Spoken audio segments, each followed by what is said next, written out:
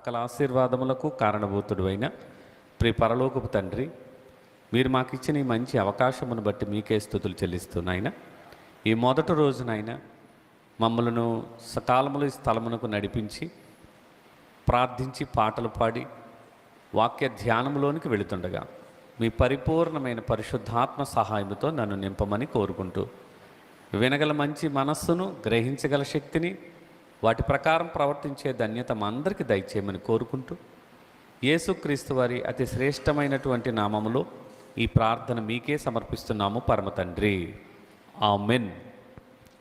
ప్రియమైన దేవుని వారలారా, గ్రంథ వివరణలో ప్రారంభం నుంచి ముగింపు వరకు ఉంటే ఎన్నో జీవితాలు మార్చడానికి, మనస్సులు మార్చడానికి, మతములోనికి మార్చడానికని సమాజం అంటుంది, కానీ మనసులు మార్చి దేవుని తట్టు తిప్పడానికి ఇది ఒక మంచి వేదిక. మనం అనుభవిస్తున్నటువంటి సృష్టిని చూసినా, సృష్టిలో ఉన్నటువంటి ప్రతి జీవరాశిని చూసినా, అవన్నీ కూడా ఒక క్రమాన్ని పాటిస్తున్నాయి. సృష్టిలో ఉన్నటువంటి జీవరాశుల కంటే, సృష్టింపబడిన వస్తువుల కంటే శ్రేష్ఠుడైనటువంటి మనిషి క్రమాన్ని తప్పుతున్నాడేమో అని ఈరోజు పరిస్థితులను చూస్తుంటే సమాజంలో క్రమముకు బదులు అక్రమము విస్తరిస్తుంది అని పదం వాడబడింది బైబిల్లో. ప్రభువా, నీ రాకడకు, ఈ యుగాంతానికి సూచనలు ఏవని ఆయన దగ్గర శిష్యరికం పొందుతున్న అపోస్తలులు అడిగిన ప్రశ్నకు, అంచె దినాలలో ఇలాంటి పరిస్థితులు ఉంటాయని ఆయన చెప్పిన మాట, అక్రమము విస్తరించుట చేత అనేకుల ప్రేమ చల్లారిపోవును అన్నారు. నేను మీకు కొత్త ఆజ్ఞ ఇస్తున్నాను, ఒకరినొకడు ప్రేమించుకోండి అని ప్రభు ఇచ్చిన కొత్త ఆజ్ఞ. ప్రేమ కలిగి ఉండండి, ప్రేమ కలిగి సత్యము చెప్పుచు అన్ని విషయాల్లో ఎదగండి అని ప్రభు ఇచ్చిన ఆహ్వానాన్ని అందుకుని ఈరోజు సమాజాన్ని ఒక పక్క చూసినా, క్రైస్తవ ప్రపంచంలో ఉన్న వారిని చూసినా, క్రమానికి బదులు ఏమి నడుస్తుందో అని మనం చెక్ చేసుకుంటే ఎక్కడ చూసినా దేశాల మధ్య పోరు, రాష్ట్రాల మధ్య పోరు, గ్రామాల మధ్య పోరు, పట్టణాల పోరు, ఇంటిలో పోరు, ఎక్కడ చూసినా యుద్ధ వాతావరణమే. ఆ యుద్ధ వాతావరణం ఎందుకు వస్తుందంటే, క్రమముగా జరగవలసినటువంటి ఈ మానవ జీవితాలలో వ్యక్తుల దగ్గర నుంచి ప్రారంభించి కుటుంబాలు విచ్ఛిన్నమైపోవడానికి గల కారణం ఏంటంటే జీవితపు విలువ తెలియకపోవడమే. ఒక మనిషి మీద ఒక అసూయ, ద్వేషం, కలహం, మత్సరాలతో నిండుకొని కాలం గడుపుతున్నామంటే, టైం పాస్ చేస్తున్నామంటే, అసలు ఈ జీవిత కాలంలోనే మనము దేవునిని మహిమపరచడానికి ఏర్పాటు చేయబడిన, నియమింపబడినటువంటి వారము అని మనకు తెలియాలి. ఒక భార్యాభర్తల మధ్య ఈరోజు ఒక సమాధాన స్థితి లేదు. సమాధానకర్తయగు దేవుడి కింద ఉన్నామని చెప్పుకుంటున్న మనలోనే సమాధానపు స్థితి లేకపోతే మన జీవితాలు క్రమముగా ఉన్నట్ట. అందుకే ఈ జీవితాన్ని మార్చే గ్రంథపులోని విశ్లేషమైన సంగతులు తెలుసుకోకపోతే దేవునిని మహిమపరచలేము. మనం ఎవ్వరము కూడా ఆయనను ఉద్దేశాల ప్రకారం మన బ్రతుకుని మార్చుకోకపోతే మనము అక్రమం చేసే స్థితిలోకి వెళ్ళిపోతాం. కాబట్టి సమాజం అయితే బాగోలేదని చెప్పచ్చు, కానీ దేవుని మనసిరిగిన పిల్లలుగా మనము కూడా ఈరోజు ఇదిగో వాక్యపు పండగలు అని మనం ప్రారంభించాం. ప్రార్థన అనే దగ్గర నుంచి ప్రారంభమై రాత్రికాలం ముగింపు ప్రార్థన అనేటప్పటికీ దేవునితో గడపడానికి వచ్చాం మనం. ఇది దేవునితో సహవాసం చేయడానికి ఒక పండుగ వాతావరణం, ఆత్మీయ వాక్యపు పండుగ వాతావరణంలో మనమందరము కూడా మర్యాదగా, క్రమముగా నడుచుకోవాలి. ఇతరులకు మాదిరికరంగా మన జీవితాలు కనబడాలి. ప్రభువైన యేసుక్రీస్తు వారిని గురించి ఒక మాట రాయబడింది. ఆయన మనము తన అడుగుజాడల యందు నడుచుకొనున్నట్లు మనకు మాదిరి ఉంచిపోయేను అని ఉంటుంది. ఆ మాదిరి జీవితము మచ్చలేని పవిత్రమైనటువంటి జీవితాన్ని జీవించిన వారిలో మొట్టమొదటగా ఈ భూమి మీద ఎవరికైనా ఇదిగో ఈయనకి ఇది ఆపాదించవచ్చు అని చెబితే గనక ఎవరి పేరు పెడితే బాగుంటుందో చెప్పండి? ప్రభు అయిన యేసుక్రీస్తు వారిని. ఎందుకంటే ఆయన పాపులలో చేరక ప్రత్యేకింపబడిన వాడిగా, పరిశుద్ధుడిగా, నిర్దోషిగా, నిష్కళంకుడుగా, మచ్చలేని జీవితం అనొచ్చు కదా దానిని. అప్పుడప్పుడు ఒకరిని వర్ణించడానికి చందమామతో పోలుస్తారు. చందమామ అంటే అందానికి ఒక మంచి వెన్నెలనిచ్చే చల్లదనానికి గుర్తుగా, లేకపోతే మచ్చలేనిదిగా, అంత ప్యూరిటీగా ఉంటుంది కానీ చెప్పి చంద్రబింబంలాగా ఉన్న ముఖం అంటాం, చంద్రబింబంలాగా ఉన్న ముఖం అంటాం. అందాన్ని పోల్చి చెప్పడానికి అది వర్ణించినప్పుడు అప్పుడప్పుడు దానిలో కూడా ఏదైనా మచ్చలు ఉన్నాయేమో అని కనబడుతుంది. మీరు చూడండి, కావాలితే ఒక మేఘం రూపంలోనైనా ఏదో ఒక లేయర్ కింద ఆ వైట్నెస్ మీద కంప్లీట్గా ప్యూరిటీ ఆఫ్ వైట్ ఉన్న ఒక చిన్న చుక్కుంటే మనిషి ఐడెంటిఫై దేని చేస్తారు చెప్పండి? అంత ఎక్కువగా ఉన్న తెల్లదనాన్ని చూడరు, దేని చూస్తారు? ఆ చుక్కని చూస్తారు.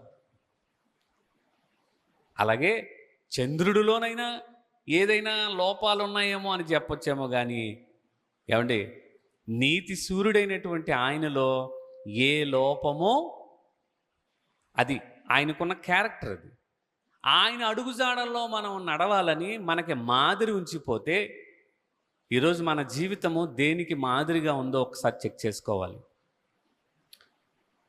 సమాజాన్ని బాగు చేయడానికే ఇదిగో క్రైస్తవ్యము చాలా మంచిది అని చెప్పి పెద్దలు చాలామంది హితవు పలుకుతారు. సమాజాన్ని బాగుపరచాలంటే ముందు మన అడుగుజాడలు బాగుండాలిగా.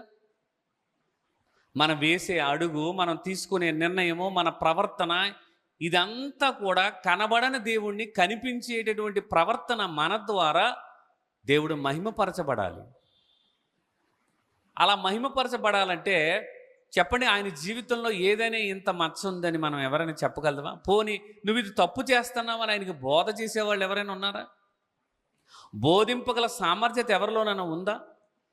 అంటే ఆయన వ్యక్తిత్వాన్ని కానీ, ఆయన జీవన విధానాన్ని కానీ ఎవరు తప్పు పట్టలేనంతగా ఆయన బ్రతుకును మనకు మాదిరి ఉంచి చూపితే, వేకువజాము లేవడంలో ఆయన మాదిరి ఉన్నారా లేదా? పెందలకడ లేచి రండి, వేకువజామున లేచి ప్రార్థన చేసింది మొదలుకొని తన ప్రయాణాన్ని ఎలా ప్రారంభించేవారో తెలుసా? ఇతర సమీప గ్రామములలో, పట్టణములలో మనము ప్రకటన చేద్దాము, రండి పరలోక రాజ్యము సమీపించి ఉన్నది, మారు మనసు పొందండి అని ఆహ్వానం పలుకుతూ వారి జీవిత శైలిని మనం గమనించగలిగితే, వేకువజామును ప్రారంభిస్తున్నారు, మరలా రాత్రి పండుకోబోయే ముందు ఒలీవల కొండకెళ్ళి నిత్యము ఆయన ప్రార్థన చేస్తూ అనేకులను దేవుని తట్టు తిప్పడానికి తమ జీవితాన్ని పణంగా పెట్టి మానవాళి క్షేమం కొరకు శిలువ మీద బలియాగం అవడానికి పరలోకాన్నించి దిగి వచ్చినటువంటి ఆయన కలిగి ఉన్నామని చెప్పుకుంటా మనలో ఎంత మాదిరి ఉండాలి ఈరోజు? ఆలోచించండి. కనబడుతున్నటువంటి ఈ సృష్టిలో ఉన్నటువంటి ప్రతి దాన్ని చూస్తుంటే ఒక పాఠం మనకు నేర్పుతుంది కదా. పైన ఆకాశం వైపు చూస్తుంటే ప్రభు చెప్పారు, ఆకాశం వైపు చూడండి, ఆకాశంలో ఎగురుతున్న పక్షులను చూడండి, వాటి జీవనశైలి ఎంత బాగుందండి. వాటికి చింత ఏమైనా ఉందా? ఆకాశ పక్షులను చూడండి, అవి విత్తవు, కోయవు, పంటలు కొట్లలో కూర్చుకొనవు. ఏమి తినాలి, ఏమి త్రాగాలి, ఏమి ధరించుకోవాలని ఏమంటే మనకంటే చాలా తక్కువ స్థాయిలో ఉన్న సృజింపబడిన ఆ యొక్క జంతువులు కానీ, పక్షులు కానీ, జలచరములు కానీ, మృగ పక్షి జల చరములు జంతు దేన్ని తీసుకున్నా అవన్నీ కూడా ఆయన చిత్తాన్ని నెరవేరుస్తున్నాయి. మమ్మల్ని పోషించే దేవుడు ఉన్నాడని. ఏమండి, చిన్న పక్షి, ఏమంటే పిచ్చుక చాలా చిన్నదే కదా, చిన్న పిచ్చుక, విలువ లేనిది, అది కాసుకు కొనబడతామంటది. అలాంటి తక్కువ స్థాయిలో మనము వెలపెట్టుకునేటటువంటి స్థాయికి లేనటువంటి దాన్ని కూడా చూస్తుంటే ఒక పాఠం నేర్పుతుంది మనకి. మృగములను విచారించు అని చెప్తుంది బైబిల్. దేనిని చూసినా ఆయన చిత్తాన్ని నెరవేర్చడంలో ఈరోజు సృష్టి అంతటిని వెతికినా అన్నీ కూడా ఆయన మహిమ కొరకే పనిచేస్తున్నాయి. కానీ సృష్టిలో అత్యంత శ్రేష్ఠుడైనటువంటి మనిషి దేవునిని మహిమపరచడానికి ఈరోజు క్రమములో ఉన్నాడా? ప్రతిదాన్ని మాదిరికరంగా ఉండేలా తన జీవితాన్ని చూపించుకుంటున్నాడా లేదని ఈరోజు మన జీవితాలను మార్చుకోవడానికి ఇలాంటి వాక్యపు పండగలు అవసరమా లేదా చెప్పండి? అందుకే సుదూర ప్రాంతాల నుంచి ఇదిగో పలానా టైంకి ఇక్కడ 5 రోజులు జరుగుతాయన్న వాతావరణంలో ఈరోజు ఎంతోమంది ముందస్తుగా ఈ ప్రాంతానికి వచ్చి సిద్ధపడి ఉన్నారే. ఒకవేళ ఇక్కడికి రాని వారికి అందుబాటులోకి లైవ్ వీక్షించడానికి ఎంతో వ్యయ ప్రయాసలతోటి ప్రయాస చేస్తున్నారే. వాళ్ళు ఎవరిని మహిమపరుస్తున్నట్టు చెప్పండి? ఇప్పుడు దేవుని మహిమ కొరకే. అందుకే జ్ఞాని అయిన సొలొమోను ఒక మాట మాట్లాడతారు. సామెతల గ్రంథం 16వ అధ్యాయము 4వ వచనంలో ఒక మాటను మనం చూడగలిగితే, యెహోవా కలుగు చేసిన వస్తువులలో ప్రతీదీ కూడా ఏం చేస్తుందో ఆయన పరిశుద్ధాత్మ ప్రేరితుడే రాసినటువంటి ఆ మాటలను ఒక్కసారి మనం ధ్యానించుకుందాం ఈరోజు. సామెతల గ్రంథం 16వ అధ్యాయం 4, యెహోవా ప్రతి వస్తువును దాని దాని పని నిమిత్తము కలుగజేసెను. ప్రతి వస్తువును దాని దాని పని నిమిత్తమే కలుగజేశారన్నారు కదా. ఇప్పుడు కలుగు చేయబడిన వాటిలో దేవుడు తన హస్తాలతో మానవులను తయారు చేసి వారిని ఆశీర్వదించి మనల్ని కూడా ఒక మాటని ఆయన ప్రయోగిస్తున్నారు.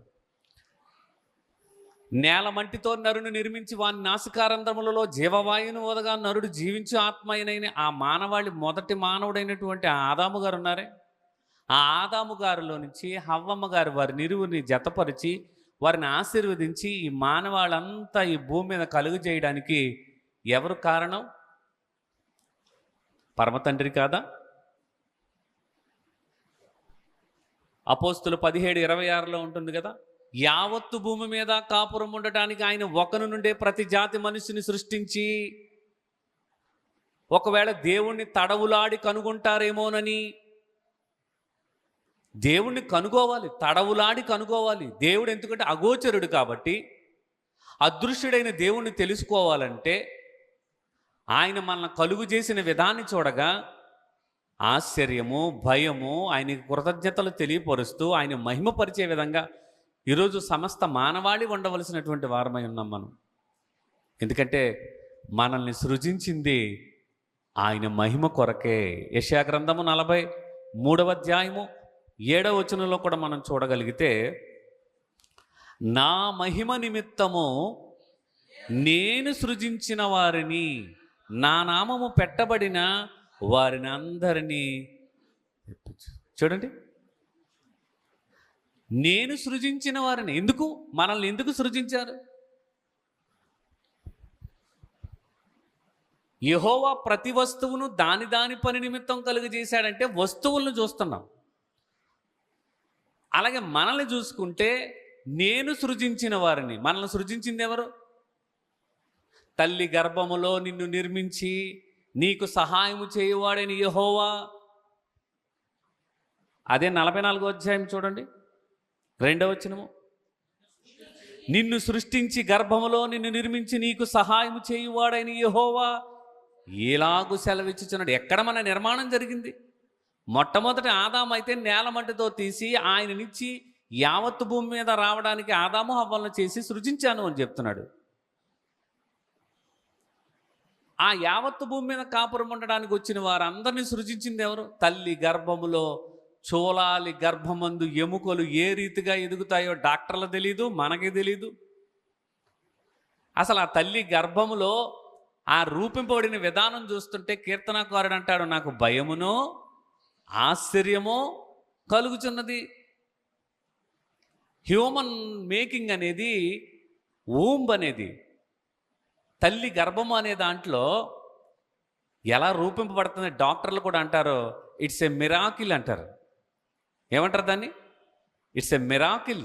డాక్టర్ల సహితము ఎంతో అధ్యయనాలు చేసి వేటిని సమాజానికి ఉపయోగపడుతుందో, ఏవి ప్రయోజనకరమైన అవన్నీ కూడా చదివి ఒక మంచి ఆలోచనలతో డాక్టర్ అనే వృత్తిని చేపట్టినటువంటి వాళ్ళు కూడా ఆ తల్లి గర్భంలో రూపింపబడుతున్నప్పుడు అది చాలా ఆశ్చర్యం అంటారు. అంటే మన నిర్మాణం వెనక దేవుడి యొక్క కష్టాన్ని మనం చూస్తున్నాం, ఇష్టపడి ఆయన చేసిన విధానాన్ని చూస్తున్నాం. కానీ ఈ జీవితాన్ని ఇచ్చిన తర్వాత ఎవరి మహిమ నిమిత్తం కలుగజేశారో ఆయన సృజించిన వారే చెప్తున్నప్పుడు మనం ఆయన మహిమ కొరకే ఈ భూమి మీద బ్రతకాలి. చెప్పండి ప్రియమైన వారలారా, నేను సృజించిన వారిని ఎందుకు కలుగు చేసుకున్నాను అని అంటున్నాడంటే నా మహిమ నిమిత్తమే. అయితే దేవుడు తనకేదో కొదువై ఉన్నట్లు మానవుల చేత సేవింపబడేవాడు కాడు. కానీ ఎందుకు మహిమపరచాలి ఆలోచించాలి. మనము ఆయన దగ్గరికి చేరకపోయినా ఆయనే మన దగ్గరకు చేరి మన జీవితాలను మార్చడానికి పరలోకం నుంచి దిగివచ్చారే. తన సొంత కుమారుణ్ణి మన కొరకు అనుగ్రహించడానికి వెనుదీయలేదే.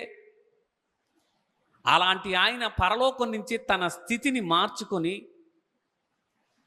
సామాన్యుడిగా వచ్చినటువంటి దేవునితో సమానుడిగా ఉన్న ఆయన ఈరోజు సామాన్యుడిగా మన మధ్యకు వచ్చాడంటే అది మిరాకిల్ కదా.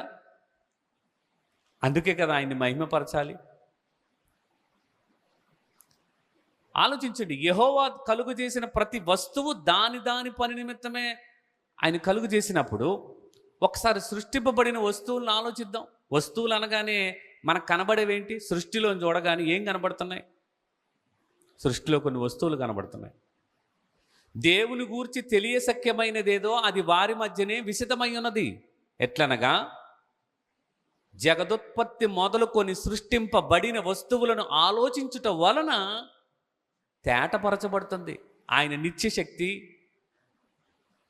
చూడండి, ఆలోచించు. రోమీలకు రాసిన పత్రిక 1వ అధ్యాయము 19 నుంచి చదవగలిగితే దేవుడు గూర్చి తెలుసుకోవాలంటే, ఆయన మహిమపరచాలంటే ముందు ఆయన ఎలాంటి వాడో మనం అవగాహన కావాలంటే ఆయన కళ్ళ ముందు కనబడుతున్నటువంటి ఆయన వస్తువులను దేని నిమిత్తం కలుగజేశారో ఒక మాట చెబుతున్నారు. తర్వాత మనల్ని ఎందుకు కలుగజేశారో అందుకు చెప్తున్నారు. ఇప్పుడు ఆయన వస్తువులను ఆలోచించమంటున్నాడు. నన్ను తెలుసుకోవాలంటే, నా లక్షణాలు తెలియాలంటే, దేవత్వపు ఉనికి తెలియాలంటే వేటిని ఆలోచించమంటున్నాడో చెప్పండి. ఇక్కడ అపోస్తలుడైన పౌలు గారు రోమీలకు రాసిన పత్రిక 1వ అధ్యాయంలో 19వ వచనంలో ఎందుకు మాట్లాడుతున్నారో చూడండి. ఎందుకనగా దేవుని గూర్చి తెలియశక్యమైనదేదో అది వారి మధ్యన విషదమై ఉన్నది. దేవుడు అది వారికి విషదపరచెను. దేవుడే వెల్లడి చేశాడు, విషదపరచెను, వెల్లడి చేశాడు. క్లియర్ కట్గా ఉందట. ఎలాగా? ఆయన అదృశ్య లక్ష్యములు అనగా ఆయన నిత్యశక్తియు దేవత్వమును జగదుత్పత్తి మొదలుకొని సృష్టింపబడిన వస్తువులను ఆలోచించుట వలన తేటబడుచు ఉన్నాయి గనుక వారు నిరుత్తరులై ఉన్నారు అంటారు. ఆల్రెడీ రివీల్ అయ్యింది. సృష్టిలో మనకి అందవలసిన సమాచారం పాక్షికంగానైనా మనకు తెలుస్తుంది. కంప్లీట్గా తెలవాలంటే స్క్రిప్చర్స్ని చదవాలి. మనుష్య కుమారుడికి ఈ లోకానికి వచ్చిన ఆయనే తండ్రిని బయలుపరిచారు, ఆయన మాటని నమ్మాలి. ఈ మూడిట్ని మనం ఆలోచిస్తే ప్రభువు గురించినటువంటి, దేవుని గురించినటువంటి, ఆయన ఉనికిని గురించినటువంటి ఆ దేవత్వపు లక్షణాలు ఏంటో సృష్టిని ఆలోచిస్తే మనకు తేటపరచబడుతుంది అని చెప్తున్నాడు. ఇప్పుడు ఆ సృష్టిలో ఉన్న వస్తువులు, సూర్యుడు ఉన్నారు, చంద్రుడు ఉన్నారు, నక్షత్రాలు ఉన్నాయి, ఎన్నో గ్రహాలు ఉన్నాయి. వీటన్నిటి సముదాయాన్ని విశ్వం అని పోలిస్తే ఆ విశ్వంలో ఉన్న ప్రతిదీ ఆయన అప్పగించిన పనిని చేయడానికి ఈ భూమి మీద ఆయన సృజించారు. ఈ విశ్వాన్ని కలుగజేసింది ఎందుకు? దాని పని నిమిత్తమే ఆయన కలుగజేశారు. మనల్ని ఎందుకు కలుగు చేశారంటే ఆయన మహిమ నిమిత్తమే అని అంటున్నారు. ఆ మహిమ అంటే ఏంటి? ఆ మహిమను మనం ఈ భూమి మీద ఎలా ఆయన మహిమపరచాలి అన్న ఆలోచనలోకి మనం వెళ్ళగలిగితే, మహిమ అనే పదానికి అర్థం గ్లోరీ అనొచ్చు. అలాగే గొప్పతనము, మహత్యము అంటే అర్థాలను ఇచ్చే విధంగా ఉన్నాయి. అంటే దేవునిని మహిమపరచడం అంటే ఆయన అసాధారణమైన సామర్థ్యాన్ని చెప్పడమే. ఆయన అసాధారణమైన సామర్థ్యాన్ని, ఆయన మహత్యాన్ని, ఇదిగో జగదుత్పత్తి మొదలుకొని సృష్టింపబడిన వస్తువులను ఆలోచిస్తే తేటపరచబడుతున్నాయి అంటున్నాడు. నిజమేనా? కీర్తన 19వ కీర్తన మనం మొదటి వచనం నుంచి చూడగలిగితే, ఆకాశములు దేవుని మహిమను వివరించుచున్నవి, అంతరిక్షం ఆయన చేతి పనుని ప్రచురపరుచుచున్నది. ఏమంటే చూడండి, ఆయన మహిమపరుస్తుందట, పగటికి పగలి బోధ చేస్తుందట, రాత్రికి రాత్రి జ్ఞానం తెలుపుతుందట. వాటికి భాష ఏమైనా ఉందండి? మాటలు ఏమన్నా మాట్లాడుతుందా? కానీ వాటి కొలనూలు భూలోకమందంతటా భూమి అంచుల వరకు కూడా వెల్లడవుతుందా? ప్రసారం అవుతుందా? ప్రసారం అవుతుంది. ఈరోజు మనం కూడా ఆలోచిద్దాం ప్రేమైన వాళ్ళారా. ఆకాశములు, అంతరిక్షము, సృజింపబడిన వస్తువులు ఇవన్నీ దాని దాని పని నిమిత్తమే అవి సృజింపబడ్డాయి. ఏది తీసుకున్నా సూర్యుడు చంద్రుడు అవి రెండు జ్యోతులే కదా. పగటిని ఏలడానికి ఏముంది? సూర్యుడు. రాత్రిని ఏలడానికి ఇవి నిర్మించింది ఎందుకు? అవి మాట్లాడకుండా ఆయన అప్పగించిన పనిని క్లియర్ కట్గా ఉదయాన్నే మనం లేవడం ఆలస్యం, కానీ మనమా మొదటి రోజు కదా, తొందరగా ఈరోజు వెళ్ళాలి, ప్రారంభం నుంచి నేను ఉండాలని ఆసక్తి ఉంటే చెప్పండి, లేగాల్సింది ఎవరో? సూర్యుడు బాగానే ఉన్నాడు, తన పని దాన్ని చేసుకెళ్తున్నాడు. పోనీ ఈ మధ్య సెంట్రల్ రైల్వే వాళ్ళు ఏమైనా డిలే అవుతున్న ట్రైన్స్ కూడా ఎక్కువ ఎక్స్పాండ్ చేశారు. 1/2 అవర్ 1 అవర్ డిలే అవ్వచ్చేమో, కానీ అవి కూడా బాగానే మ్యాక్సిమం పనిచేస్తున్నాయేమో. కానీ ఈరోజు దేవుని పిల్లలు ఈరోజు ఆయన అప్పగించిన పని ఎంతవరకు క్లియర్ కట్గా సంపూర్ణంగా నెరవేరుస్తూ ఒక క్రమముగా మనం చేస్తున్నామో ఆలోచించండి. పగలటి ఏలడానికి సూర్యుడు, రాత్రి ఏలడానికి ఎక్కడ తప్పటడుగు వేస్తామోనని చెప్పి రాత్రికి రాత్రి కూడా చంద్రుడి యొక్క కాంతిలో మనము కూడా ఇక్కడ మనం ఉంటున్నటువంటి మన జీవన శైలిలో ఎక్కడ ఇబ్బంది పడకూడదని మన కొరకు నిర్ణయింపబడినటువంటి అవన్నీ చక్కగా పనిచేస్తున్నాయండి. ఏమండి, భూజంతువులను చూడండి ప్రేమైన వాళ్ళారా, పనికిరానివన్నీ దానికి వేస్తాం, గడ్డి లేకపోతే చెత్త అంతా దానికి వేస్తాం. అది మనకి ఏమిస్తుంది చెప్పండి? మనం చక్కగా అనుభవించడానికి మనకి పనికొచ్చేవన్నీ ఇస్తుంది. పాలు నుంచి ఎన్ని ఉత్పత్తి చేయొచ్చు? పెరుగు చేయొచ్చు, వెన్న చేయొచ్చు, నెయ్యి చేయొచ్చు, అబ్బో మేగడ ఎన్ని రకాలు అంటారండి. పనికిరానివి దానికి పడేస్తే పనికొచ్చేవన్నీ కూడా మనకివ్వడానికి ఆయన సృజించినటువంటి జంతువులైనా బాగానే పనిచేస్తున్నాయిగా, పైన చూసిన అవి బాగానే పనిచేస్తున్నాయిగా, ఎగురుతున్న ఆకాశ పక్షులను చూసినవి బాగానే పనిచేస్తున్నాయిగా, దానికి చింత లేదు. ఎందుకు?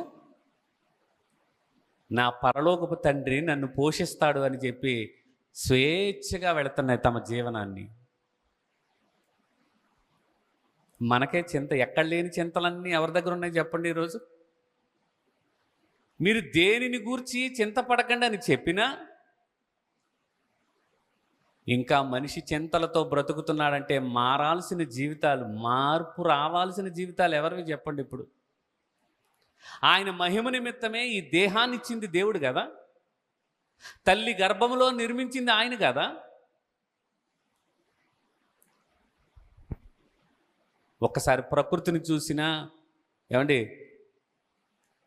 ఆయన మహిమని ఎలా వివరిస్తుందో ఒకసారి చెప్తాను. దేవత్వపు యొక్క ఉనికిని ఎలా తెలియపరుస్తుందో మీకు చెప్పాలి.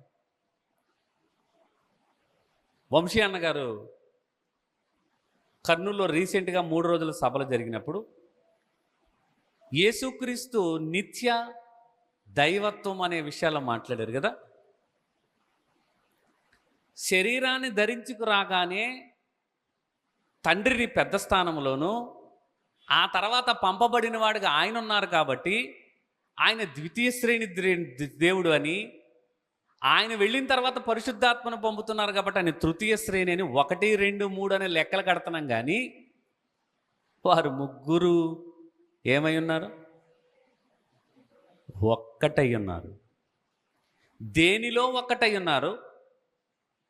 వారు వేరువేరుగా ఉన్నారా లేదా అని ఈ మీమాంసలో ఈరోజు ఎవరికి చెప్పినా, ఎవరికి నచ్చినా, ఎవరికి తోచిన భాష్యాలు చెప్పుకుంటూ ఈరోజు ఆయన ఉనికిని దెబ్బతీస్తున్నారు ఈరోజు. కానీ ఆయన కలుగజేసిన సృష్టి ఆయన దేవత్వాన్ని, ఆయన ఉనికిని అవి చాటి చెప్తున్నాయి. ఒకసారి ఆలోచిద్దాం. తండ్రి అయిన దేవుడు, ప్రభు అయిన యేసుక్రీస్తు వారు, పరిశుద్ధాత్ముడు, వీరు ముగ్గురు వేరు వేరు దైవిక వ్యక్తులుగా ఉంటూ అదే బైబిల్ మనకేం చెబుతుందంటే ఒక్క దేవుడుగా ఉన్నారు అని చెప్తుంది. దేవుళ్ళు అంటే బహుదేవతారాధనలోకి వెళ్ళిపోతామని, ఆ ముగ్గురు ఒక్కటి ఎలాగున్నారు అంటే సారములో ఒక్కటిగా ఉన్నారు. వాళ్ళ సంకల్పము మానవాళి కొరకు సృష్టిని చెయ్యాలి. ఆ సంకల్పంలో ముగ్గురిది ఒక్కటే ఆలోచన. తండ్రి, కుమారుడు, పరిశుద్ధాత్ముడుగా వాళ్ళు బహుళత్వం ఉందని బైబిల్ చెబుతుంది. అదే బహుళత్వంలో ఉన్నటువంటి ఆ దేవుళ్ళు ఒక్కటిగా ఉన్నారు. అదే దేవుడు ఒక్కడే. ఆ సారం అర్థం కాక ఈరోజు ఆయన ఉనికిని దెబ్బతీయడానికి ఒక్కసారి ఆకాశం వైపు చూస్తే ఆకాశం, అంతరిక్షం ఆయన ఉనికిని అనగా ఆయన మహిమను ప్రచురపరుస్తుంది. అవన్నీ కూడా ఆయన దేవత్వపు ఉనికిని తెలియపరుస్తున్నాయని చెప్పినప్పుడు ఒక్కసారి వాటి ఉనికి ఏంటో మనం ఆలోచిస్తే వాళ్ళ యూనిఫైడ్ ఎలాగుందో మనకు అర్థమవుతుంది. బాగా ఆలోచించండి.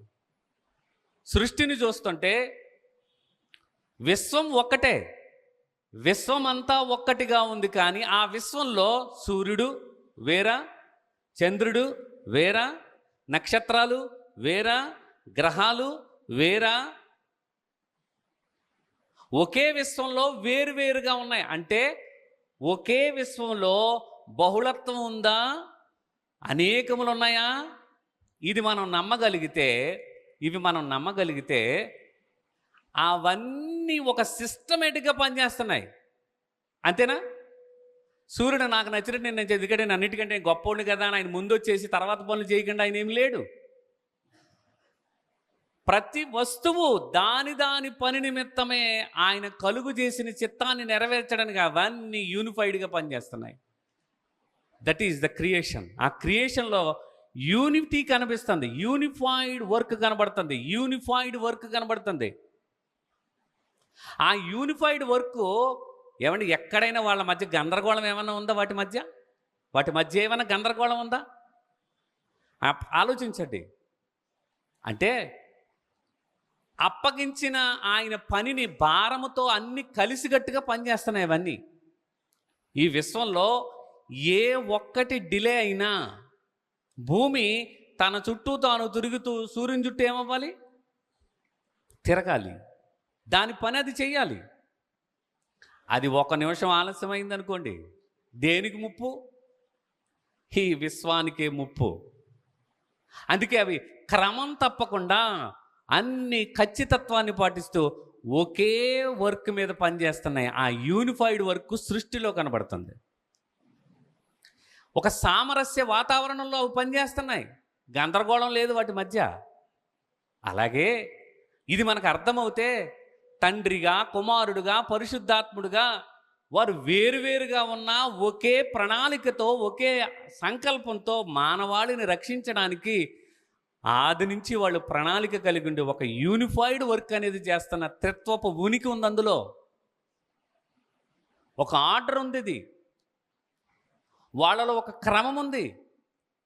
ఆ క్రమం ప్రకారమే వాళ్ళు తమను తాము తగ్గించుకుని మానవాళి క్షేమం కొరకు ఒకరు శరీరధారిగా రావాలి భూమి మీదకి. ఆయన చేయవలసిన బలియాగం చేయాలి.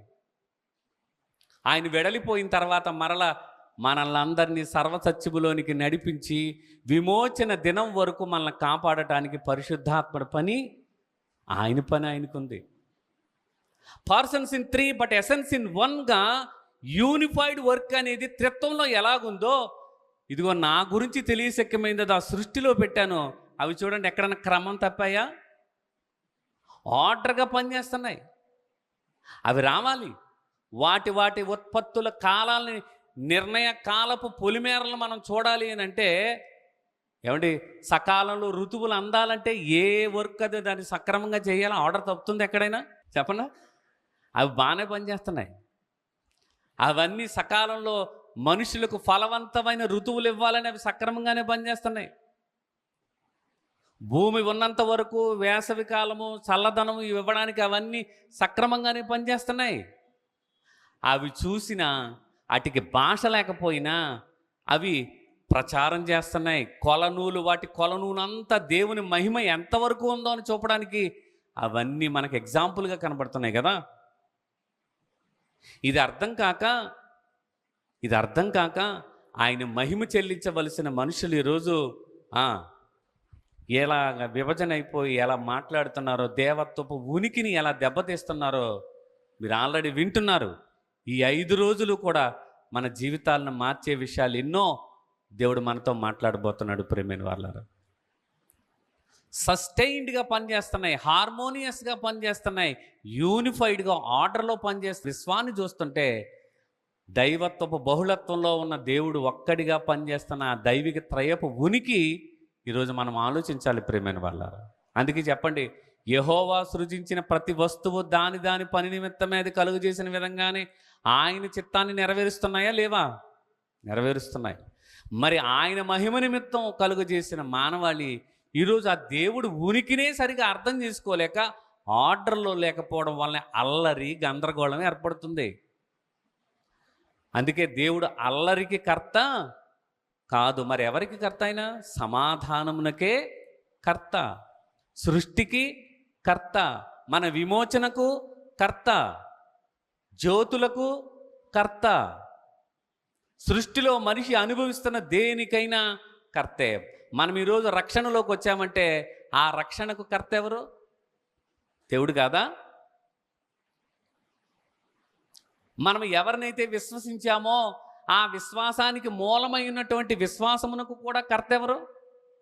ఆయనే. ఇప్పుడు ఆయన వైపు నిదానించి చూస్తే మన మధ్యకు రావడం వలన ఒక సామాన్యుడిగా ఆనాడు యోధ సమాజం ఇచ్చింది. కానీ బైబిల్ గ్రంథం ఆయన మహిమను గురించి ఎంత గొప్పగా వర్ణించింది అనంటే, ఆయన దేవునితో సమానముడుగా ఉండుట విడిచిపెట్టకూడని భాగ్యమని ఎంచుకొనలేదు, కానీ మన కోసము తగ్గించుకుని సంకల్ప ప్రకారము ఈ భూమి మీదకు వచ్చి దేవుణ్ణి మహిమపరిచారు. అంతేనా? ఇంకేమైనా చేశారు ఆయన? లేదులేని ఇలాగొస్తేనే ఇదిగో మాస్ పీపుల్ అంతా నన్ను అట్రాక్ట్ చేస్తారన్న ఉద్దేశంలో తగ్గించుకున్నారు ఆయన ఏమైనా? లేదు.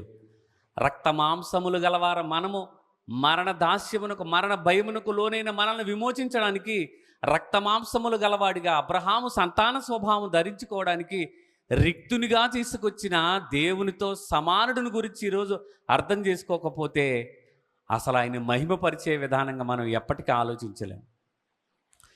యావత్ క్రైస్తవ ప్రపంచం కాదు, ఈ భూమి మీద ఉన్న ప్రతి మనిషి కూడా యేసు క్రీస్తు వారిని ఎందుకు విశ్వసించాలి అని అంటే, దేవుడిని బయలుపరిచి ఆయన సంకల్పం ఏంటో, ఆయన ఉద్దేశాలేంటో అవన్నీ భూమి మీద మహిమపరిచి ఆయన ఒక మాట మాట్లాడుతున్నాడు. దేవా, నీవు నాకు అప్పగించిన పనిని నేను సంపూర్ణముగా నెరవేర్చి భూమి మీద నిన్ను నేను మహిమపరిచితిని.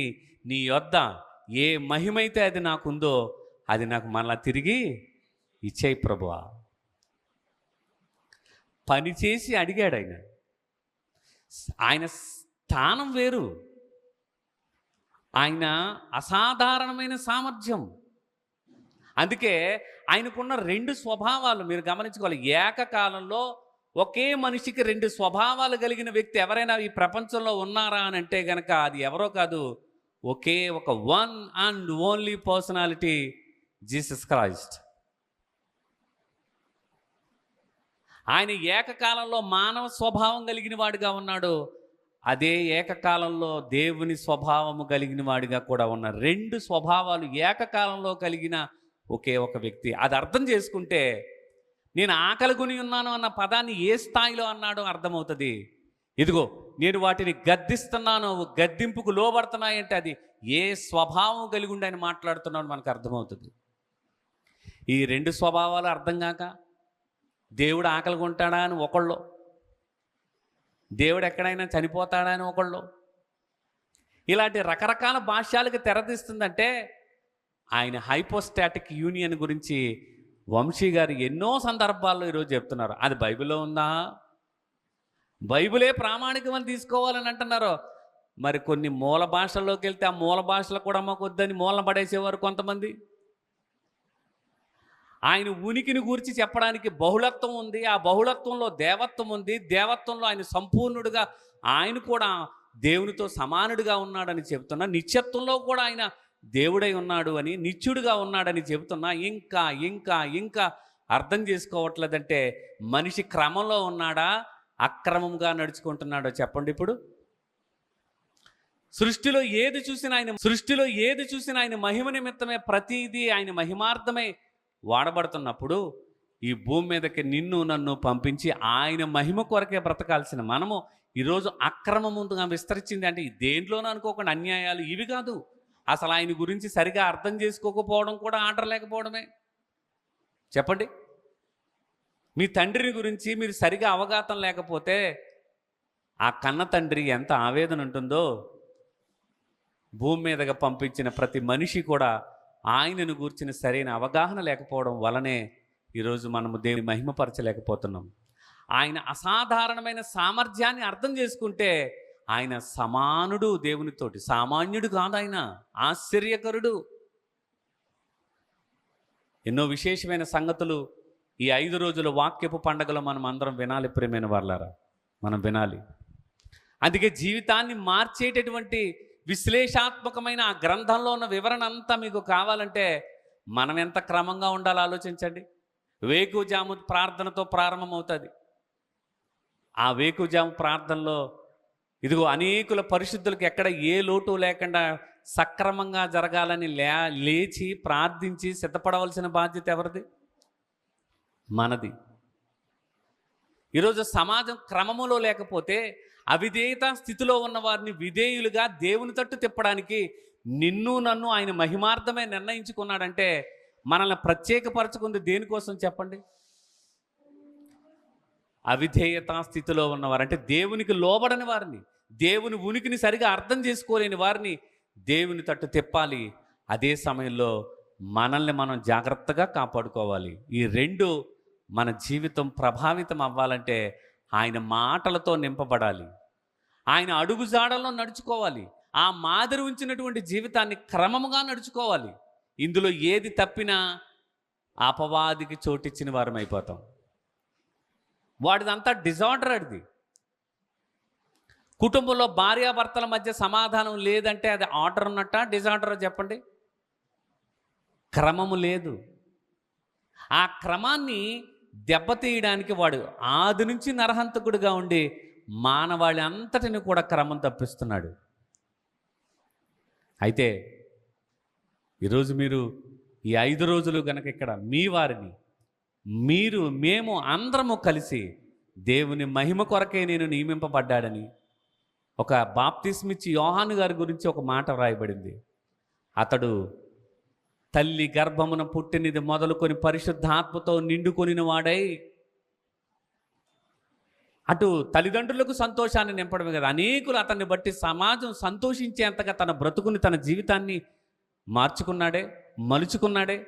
ఆయన జీవితాన్ని ఒక్కసారి ఆలోచించండి. బాప్తిస్మం ఇచ్చి యోహాను గారి గురించిన సాక్ష్యం ఒక అద్భుతమైన సాక్ష్యం ఉందండి. స్త్రీలు కనిన వారిలో బాప్తిస్మం ఇచ్చి యోహాను కంటే గొప్పవాడు పుట్టలేదని మీతో నిశ్చయముగా నేననట్లేదు. ఆ మాట ఎవరంటున్నారు? ఆయనకంటే ముందు పంపబడినటువంటి, ఆయన మార్గము సరళము చేయడానికి వచ్చినటువంటి అరణ్యములో కేక వేయువాని ఒకని శబ్దము అని యెషయా ఎవరి గురించి ప్రవచించారో, ఆ అరణ్యములో కేకలు వేస్తూ సర్ప సంతానమా మారు మనస్సు పొందండి అని చెప్పి మారు మనస్సు విషయమైన బాప్తీసం ఇస్తున్నప్పుడు ఎంతమందిని దేవుని తట్టు తిప్పాడో చెప్పండి? అవిధేయతా స్థితిలో ఉన్న వారిని విధేయులుగా దేవుని తట్టు తిప్పడానికి, తల్లిదండ్రుల హృదయాలను, పిల్లల హృదయాలను దేవుని తట్టు తిప్పడానికి నియమింపబడిన గొప్ప సేవకుడు. ఆయన మహిమ కొరకు పనిచేశాడు. మనలాంటి షూటు బూటులు మంచి డ్రెస్ సెన్స్లు ఏమి లేవు ఆయనకి. ఒకటే ఆలోచన, తండ్రి చిత్తాన్ని నెరవేర్చడానికి అరణ్యంలో ఉంటాడు. అంటే లోకానికి వేరుగా బ్రతుకుతున్నాడు. అక్కడుండి బ్రతుకు విధానంలో మనకు ఒక పాఠం నేర్పుతున్నాడు. తోలు దట్టి కట్టుకుని అడవి తేనె మిడతలు ఆహారంగా భుజిస్తున్నాడు. కానీ తన తోటి సమకాలికులుగా ఉన్నటువంటి శాస్త్రులు, పరిసయ్యులు వాళ్ళు ఎలాగున్నారంటే పెద్ద పెద్ద అంగీలు కట్టుకుని గొప్పవారమని చెప్పుకుంటూ నీతిగా బ్రతకని వారికి నీతిగా బ్రతికితే ఇలా ఉంటుందని చూపించిన దేవుణ్ణి మహిమపరిచిన పాత్రలవి. అలాంటి వాళ్ళ జీవితాలు మనల్ని ప్రభావితం చేయాలి. స్త్రీలు కనిన వారిలో బాప్తిస్మం ఇచ్చి యోహాను కంటే గొప్పవాడు అనే పదం, గొప్పవాడు పుట్టినప్పుడే అన్నాడు అతడు గొప్పవాడై. ఎలా అయ్యాడు? పుట్టినప్పుడు గొప్పవాడు అవలా, అన్న మాట ప్రకారం, నియమించుకున్న ప్రకారము తన జీవితాన్ని మార్చుకున్నాడు. ఆయన మలచుకున్నాడు. ఆయన మార్చుకోవడం మలుచుకోవడమే కాదు, అనేకులను దేవుని తట్టు తిప్పినటువంటి క్యారెక్టర్. అందుకే ఏలియా రోషము స్వభావము కలిగిన వాడిగా ఈ భూమి మీద బ్రతికాడు. తరాలు మారని కానీ ఏమండి, తత్వాలు మారని భక్తుల జీవితాలు మార్చాలి మనల్ని. ఈరోజు మన మనసుల్ని నేను ఇందు నిమిత్తం నియమింపబడ్డాను, ప్రభు మార్గము సరళం చేయడానికి ముందుగానే నన్ను నిర్ణయించుకున్నాడు దేవుడు. అందుకే ఎలిజబెత్ జకర్యా దంపతులకు దేవుడిచ్చిన వాగ్దాన పుత్రుడు. ఇదిగో నా నిబంధన దూత, లేదా నీకు ముందుగా పంపబడబోతున్నాడు ఒక వ్యక్తి, ఏలియా వస్తాడు అని అన్నారే. ఆయన వచ్చాడు. ఆయన ఎలా బ్రతికాడో మనకు చెప్పబడింది. ఎవరిని మహిమపరిచాడు ఈ భూమి మీద ఆయన. ఆయన తర్వాత వచ్చినటువంటి యేసుక్రీస్తు వారు కూడా బాప్తీసం పొందడానికి ఆయన దగ్గరికి వచ్చినప్పుడు ఆయన అంటారు, నేను నీ చేత బాప్తీసం పొందవలసిన వాడనై ఉండగా నువ్వు నా దగ్గర బాప్తీసం పొందుతున్నావు అంటే, అప్పుడు ఆయన అన్నాడు, నీతి యావత్తు మనకు ఎలాగోను నియమింపబడినది ఇప్పటికీ కానిమ్మో అని చెప్పి అక్కడ ప్రారంభించాడు ఆయన బోధ. ఆ బోధ ప్రారంభించి తండ్రిని బయలుపరిచి మహిమపరిచి ఆయన అప్పగించిన పనిని సంపూర్ణంగా నెరవేర్చినటువంటి ఒక గొప్ప వ్యక్తిత్వము, వ్యక్తి, మహనీయుడు, దేవుడు. నిన్ను వెతుక్కుంటే ఈ లోకానికి వచ్చి నా మహిమ నిమిత్తమే మిమ్మల్ని నేను నిర్మించాను, ఇదిగో సృజించాను అని చెప్తున్నాడు. ప్రియమైన వాళ్ళారా, ఈ దేహంతో ఎవరిని మహిమపరచాలి చెప్పండి ఇప్పుడు? అందుకే ఆకాశము, అంతరిక్షం ఆయన మహిమను ఏం చేస్తుంది? ప్రచురపరుస్తుంది, బోధ చేస్తుంది. భాష లేకపోయినా దాని కొలనూలంతటా వ్యాపించింది. యూనిఫైడ్గా వర్క్ చేస్తున్నాయి. సంఘాలలో ఈరోజు యూనిఫైడ్ ఉందా? సంఘములో మర్యాదగా క్రమముగా నడుచుకోవాలని ఆ పదాలు ఎందుకు వాడాలి అంటే, సంఘాల్లో కూడా ఏముంది చెప్పండి ఇప్పుడు? గొడవలు, గొప్పవారిని ఓలాగా కింద వారిని ఒకలాగా చూడటం అనే తత్వం, అది క్రమము కాదు. సామరస్యతగా పనిచేసే విశ్వాన్ని చూస్తుంటే మనకు ఒక పాఠాన్ని నేర్పుతుందే. గందరగోళం ఏమన్నా ఉందా వాటి మధ్య చెప్పండి? ఈ శాస్త్రవేత్తలు గందరగోళాలు సృష్టిస్తారేంటి చెప్పనా? ఈ మధ్య ఆస్ట్రాయిడ్ ఒకటి అమిత వేగంతో భూమిని ఢీకనబోతుంది అంటారు వాళ్ళు. నా చిన్నప్పటి నుంచి వింటాను, స్కై ల్యాబ్ పడిపోతుంది అని చెప్పారు, అప్పుడు భయపెట్టారు. ఇంక వచ్చేస్తున్నా చచ్చిపోతారని చెప్పేసి అందరూ కోళ్ళు మేకలు కోసేసుకుని తెగ తినేశారు. భయాన్ని పెడుతున్నారు తప్ప క్రమాన్ని చెప్పట్లేదు. అవి ఎంత సిస్టమేటిక్గా వర్క్ చేస్తున్నాయి అది చెప్పుంటే మనం దాని మీద దృష్టి పెట్టేవాళ్ళం. కానీ భయాన్ని పెడుతున్నారు ఎక్కువ వాళ్ళు. ఆస్ట్రాయిడ్ విస్ఫోటనం జరిగినప్పుడు విశ్వంలో ఉన్న వ్యర్థ పదార్థాలు ఏమండి, మనకు అప్పుడు బండి మీద వెళ్తున్నప్పుడు విసుగు రేణువుల్లాగా మనకు వస్తే అవి వ్యర్థమని కళ్ళల్లో మూసుకుంటాం మనం. కానీ అక్కడ ఉన్నవి ఇంతంత రేణువులు కాదు, వాటి వైశాల్యం చిన్న చిన్న గ్రహాలను సైతం కూల్చేయడంత గొప్పవి అవి.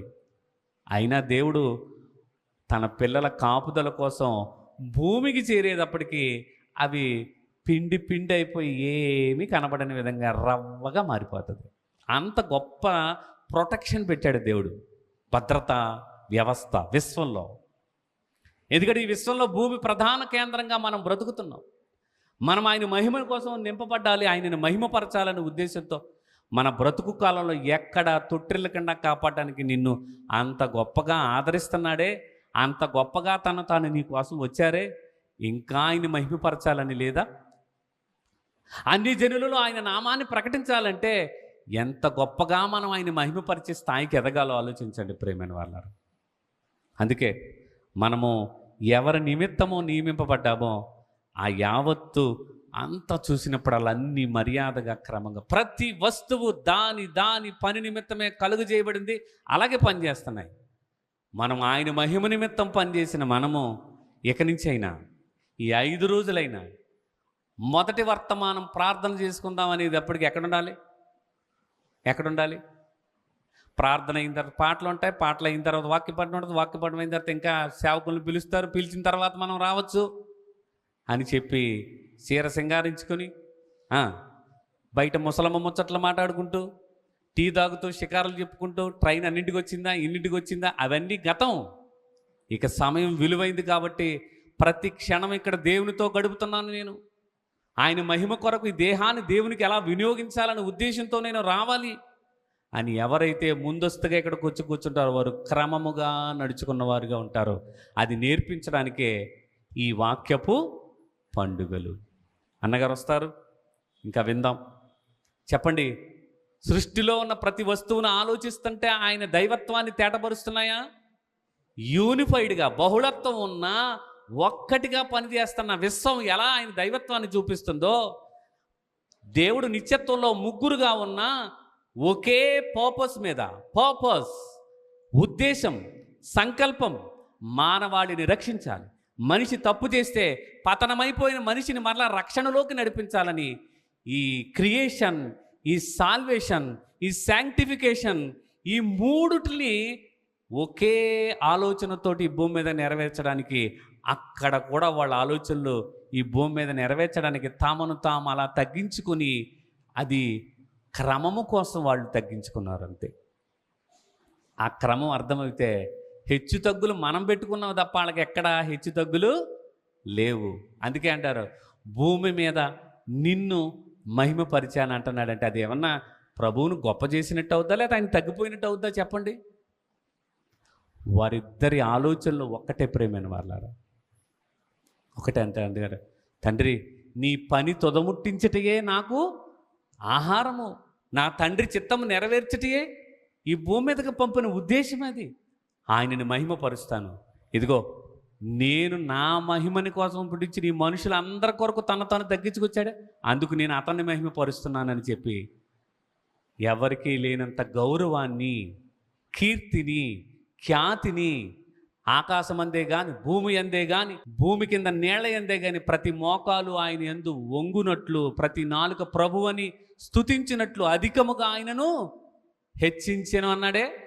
అది గౌరవించడం అంటే, అది ఒకరికొకరు మహిమపరుచుకోవడం అంటే.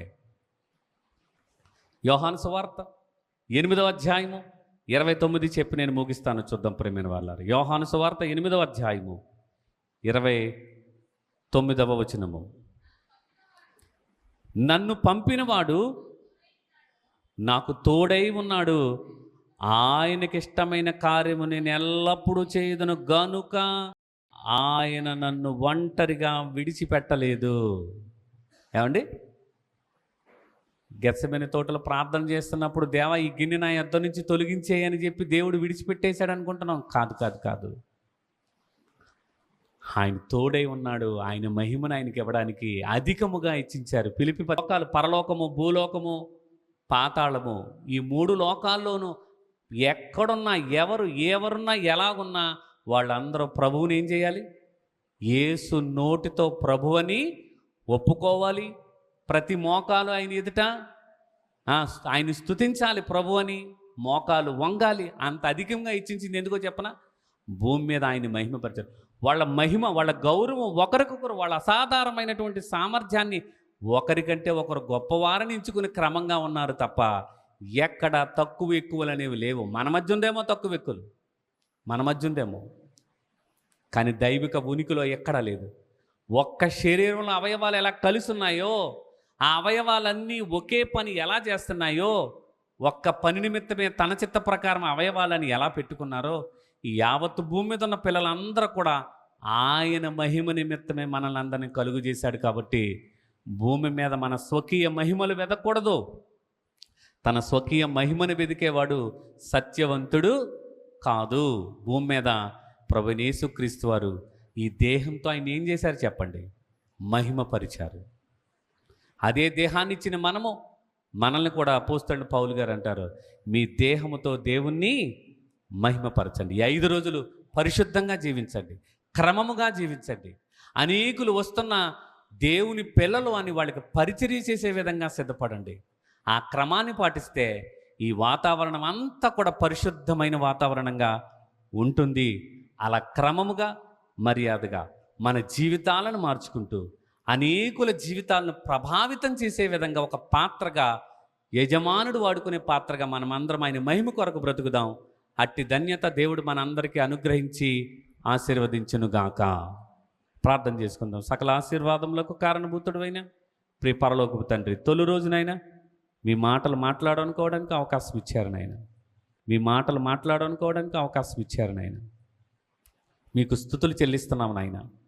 ఈ చక్కటి వాతావరణం నాయన, ఈ చీరాల ప్రాంతంలో, ఈ బాపట్ల జిల్లాలలో నాయన జరుగుతున్నటువంటి 5 రోజుల సెమినార్కి నాయన మీ దాసులకు మీ పరిపూర్ణమైన పరిశుద్ధాత్మ సహాయంతో నింపి నాయన నిర్వాహకులకు తోడుగా ఉండండి నాయన. అనేకులు దూర ప్రాంతాల నుంచి, ఈ గ్రామ చుట్టుపక్కల ప్రాంతాల నుంచి రాబోతున్న మీ ప్రియులైన పిల్లలందరికీ చక్కటి పరిచర్య చేసే విధంగా, చక్కటి ప్రవర్తనతో, చక్కటి క్రమముతో, మర్యాదగా నాయన మేమందరము మీ మహిమార్థమై ఈ దేహంతో మిమ్మల్ని మహిమపరిచే విధముగా, సాతాను అలజడులు, అల్లర్లు, నీచమైన ప్రతి కార్యము, భూ సంబంధమైన జ్ఞానం ఎక్కడుంటుందో అక్కడ ఉంటుందన్నారు. అపవాది సంబంధమైన దెయ్యములు, జ్ఞానము, బోధ అది ఎక్కడుంటుందో అక్కడ అల్లరుంటుంది. కానీ సమాధానముగా, క్రమముగా జరిగే పరిశుద్ధాత్మ సహాయముతో మీ ఉనికిని చెప్పే ఈ విషయాలు, మానవ జీవితాలను మార్చే విషయాలు మాట్లాడబోచుండగా మీరే తోడుగా ఉండమని ఇప్పటివరకు ఓపికతోనైనా మీ పిల్లల హృదయాలలోనికి లేఖనపు వెలుగులో సృష్టి ఎలా మిమ్మల్ని మహిమపరుస్తుంది, వాటికి భాష లేదు, మాట లేదు, వాటి కొలనూలు లోకమందంతటా ఎలా వ్యాపింపజేసింది. ఆ యూనిఫైడ్ వర్క్, అవి వేరువేరుగా ఉన్న ప్రతిదీ దేవుని చిత్త ప్రకారం పనిచేస్తూ ఐక్యతతో సస్టైన్డ్గా, హార్మోనియస్గా, ఆర్డర్లో పనిచేస్తున్నటువంటి అది మిమ్మల్ని మహిమపరుస్తున్నప్పుడు, మీ స్వరూపము మీ పోలిక చొప్పున మమ్మల్ని ఈ భూమి మీదకి సృజిస్తే మిమ్మల్ని మహిమపరచలేకపోవడం కారణాలు ఏంటో మీ పిల్లల హృదయాలలోనికి చూపిస్తున్నాం. ఏది చూసినా మిమ్మల్ని మహిమపరిచేవిగానే ఉన్నాయి. ఎగురుచున్న ఆకాశ పక్షులను చూడండి అన్నారు. అవును తండ్రి, ఇదిగో ఏ జల భూ జంతువులు ఏది చూసినా మిమ్మల్ని మహిమపరిచే విధంగా మీరు అప్పగించిన పనిని మీ చిత్త ప్రకారమే పనిచేస్తున్నాయి. అలా మేమందరము కలిసికట్టుగా, దైవత్వపు ఉనికి ఎలాగైతే యూనిఫైడ్గా ఉందో అలా మేమందరం కలిసిగా పనిచేసి ఈ 5 రోజులు ముగింపు సభల తర్వాత ఒక మంచి మనస్సులు మారి జీవితాలను మార్చుకుని మీ కొరకు బ్రతికే విధంగా తీర్చిదిద్దమని ఈ ప్రారంభపు దినపు తొలి సెషన్లో మీరు మా యందుడిని నడిపిస్తున్నారని, ఇంకా రావాల్సిన పిల్లలందరినీ అనేకులు ఈ ప్రాంతానికి తరలించి మీరే మహిమను పొందమని, సమస్త ఘనత, మహిమ, ప్రభావములు మీకు మాత్రమే ఆరోపిస్తూ యేసుక్రీస్తు వారి దివ్యమైన నామములో ఈ ప్రార్థన మీకే సమర్పిస్తున్నాం పరమ తండ్రి. Amen, amen. అందరికీ వందనాలు. Thank you all.